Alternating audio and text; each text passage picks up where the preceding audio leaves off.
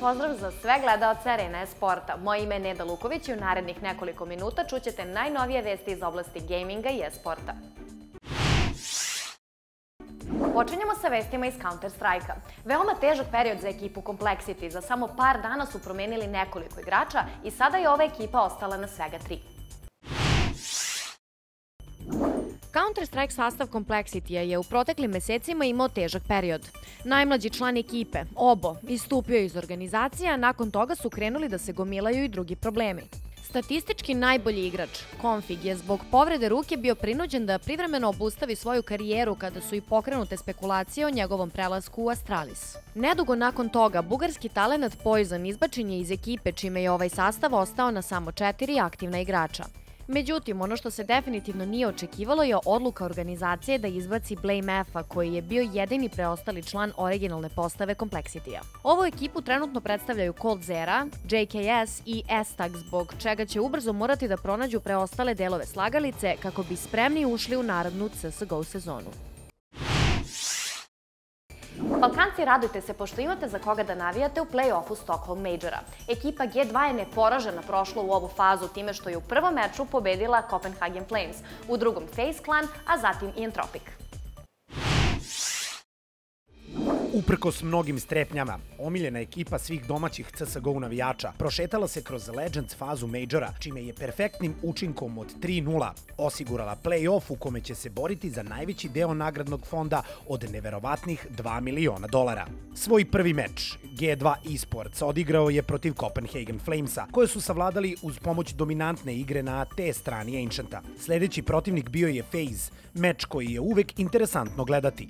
Međutim, kada je balkansko-francuski sastav uspeo da dođe do stabilne ekonomije, ishod ovog meča je bio očigledan. FaZe Clan nije uspeo da nađe način da zaustavi silovite napade svojih protivnika, zbog čega su osigurali samo 4 runde na CT strani Miraža, što se ispostavilo kao nedovoljno za preokret. Sve se svelo na poslednji best of 3 okršaj protiv Entropika, koji se takođe odlično pokazao u Challengers fazi. Ipak, G2 kao daleko iskusnija i pucački spremnija ekipa predstavljala je nepremostivu prepreku za ovu i tekako mladu CIS organizaciju. Meč je završen rezultatom 2:0, čime su miljenici domaćih fanova postali prva ekipa koja je obezbedila mesto u play-off fazi PGL Stockholm Majora.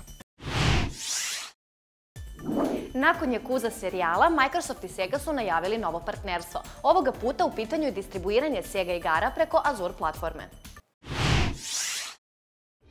Microsoft i Sega su 1. novembra objavili kako su duboko zašli u pregovore oko potencijalnog partnerstva na budućim gaming projektima. Saradnja će se zasnivati na korišćenju Microsoft Azure Cloud platforme koja će pomoći video distribuiranju igara širom sveta.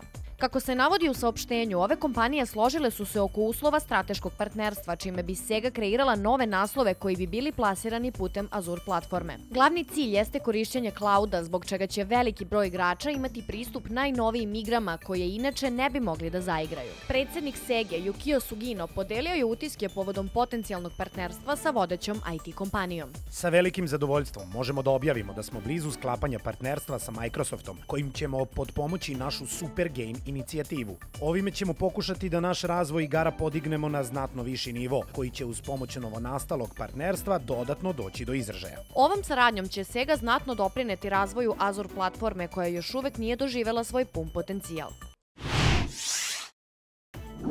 NFT je sve prisutniji u gaming i e-sport industriji. Ovoga puta ESL se odlučio da stupi u partnerstvo sa australijskom NFT platformom i preko nje distribuira svoj sadržaj.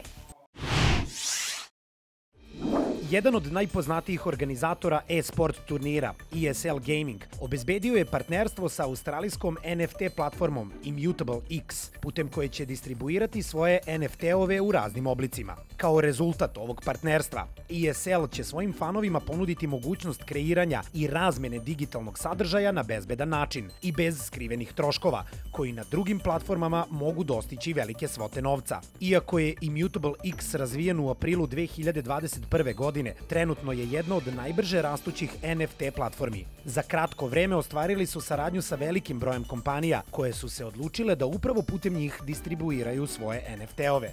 Ovo nije prvi put da je ESL zašao u ovu još uvek mladu tehnologiju. Polovinom godine su na OpenSea platformi lansirali EM Cologne POG kolekciju, koja nije doživela veliki uspeh. Uprkos veoma malom broju kopija, još uvek nisu prodati svi primerci, zbog čega njihova cena u većini slučajeva stagnira.